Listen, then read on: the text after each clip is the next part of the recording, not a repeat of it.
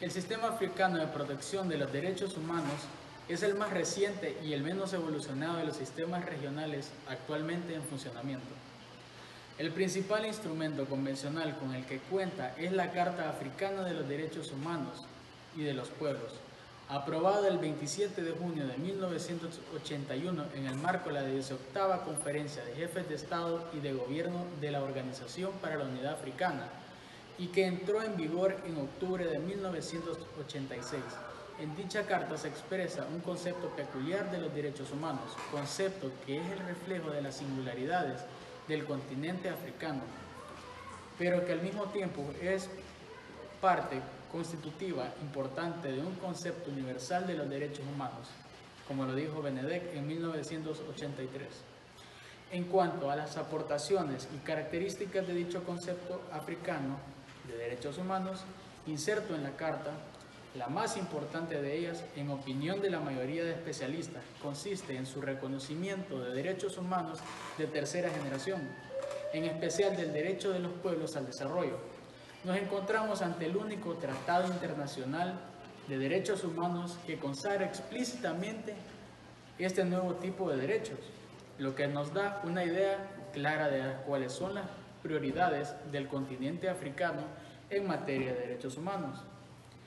El derecho a la paz, tanto en el ámbito interno como internacional, como lo dice en el artículo 23, el derecho al ámbito interno como internacional, como lo dice en el artículo 23, el derecho al medio ambiente satisfactorio y global, como lo dice el artículo 24, y el más importante, el derecho al desarrollo, como lo dice el artículo 22. En virtud de este último artículo, se puede decir que todos los pueblos tendrán el derecho a su desarrollo económico, social y cultural con la debida consideración a su libertad e identidad, y por ello disfrutar por igual el patrimonio común de la humanidad. También se dice que los estados tienen el deber, por separado en cooperación, de asegurar el ejercicio del desarrollo al derecho. No debe extrañar esta inclusión en la Carta del Derecho Humano al Desarrollo,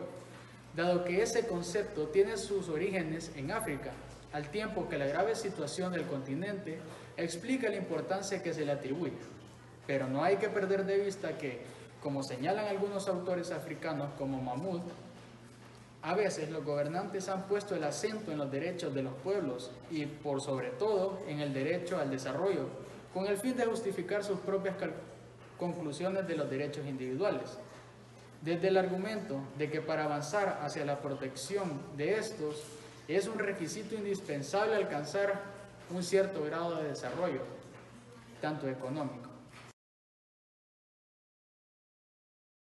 Una segunda nota definitoria de la Carta Africana es que, a diferencia del Convenio Europeo de Derechos Humanos y la Convención Americana de Derechos Humanos, constituye el único instrumento de carácter regional, que recoge en su seno tanto los derechos civiles y políticos más relevantes como los derechos económicos, culturales y sociales. Ya en el párrafo número 8 del preámbulo, los estados de la Organización Africana para la Unidad Africana se declaran convencidos de que los derechos civiles y políticos no pueden ser disociados de los derechos económicos, sociales y culturales, en su concepción y en su universalidad, y de que la satisfacción de los derechos económicos, sociales y culturales constituye una garantía del disfrute de los derechos civiles y políticos. Como vemos, la Carta Africana adopta de una manera clara y decidida por la interdependencia e indivisibilidad de todos los derechos humanos, sin priorizar unos derechos sobre todo.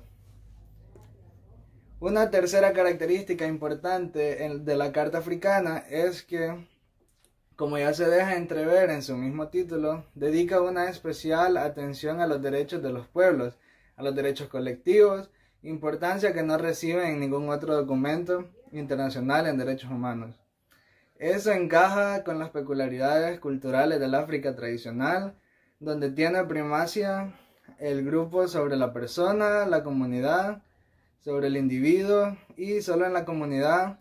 el individuo cobra un pleno sentido.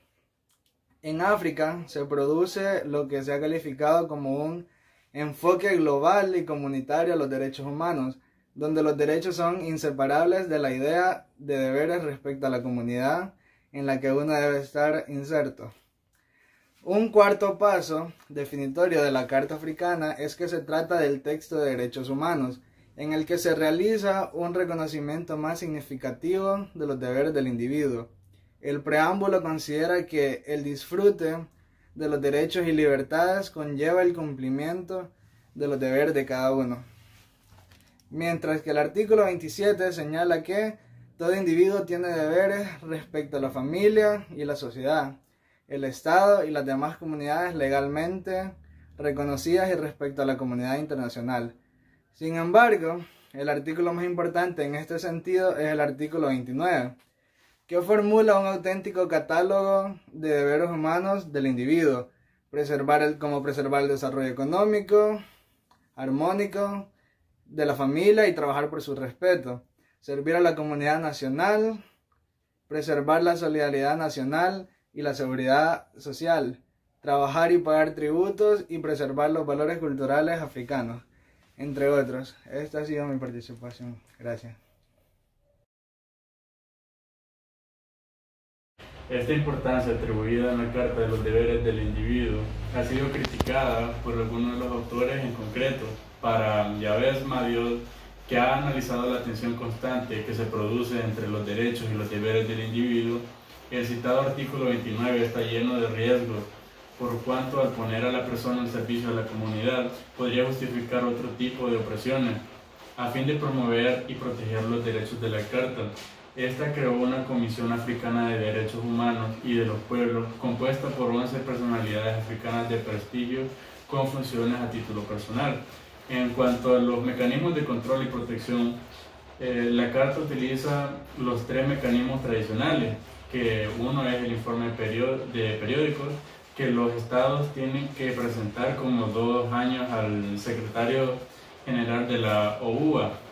dando cuenta de las medidas adoptadas para hacer efectivos los derechos humanos de la Carta B, denuncias interestatales o acusación que un Estado puede cursar contra otra parte ante la Comisión cuando entiende que haya vulnerado las disposiciones de la Carta C, que son las denuncias individuales presentadas por el individuo ante la Comisión, la cual, si ve indicios de violaciones graves o masivas de los derechos humanos, puede llamar la atención a conferencias de jefes de Estado y de gobierno de la OUA sobre estas situaciones, al tiempo que la conferencia puede encargarle a la Comisión ha realizado una de la investigación y un informe con recomendaciones. Como vemos, son unos mecanismos tremendamente débiles con poderes muy limitados para la Comisión Africana y un control férreo por parte de la Conferencia de Jefes de Estado y de Gobierno, órgano político por excelencia y hasta la fecha no muy preocupado por la grave situación por la que atraviesan los derechos humanos en el continente. Además, como contraste con los sistemas regionales europeo y americano, la Carta Africana no prevé ningún órgano de protección de los derechos humanos de naturaleza jurisdiccional, como el Tribunal Europeo de los Derechos Humanos o la Corte Interamericana de Derechos Humanos. Esta laguna está en trance de ser superada y en junio de 1998 se ha aprobado el instrumento que prevé cuando sea ratificado por el número necesario de estados. La creación de la Corte Africana de Derechos Humanos y los Pueblos será un elemento que, si es dotado con las competencias y los recursos adecuados y sobre todo la independencia necesaria, puede ayudar a equiparar el sistema africano con los otros sistemas regionales existentes.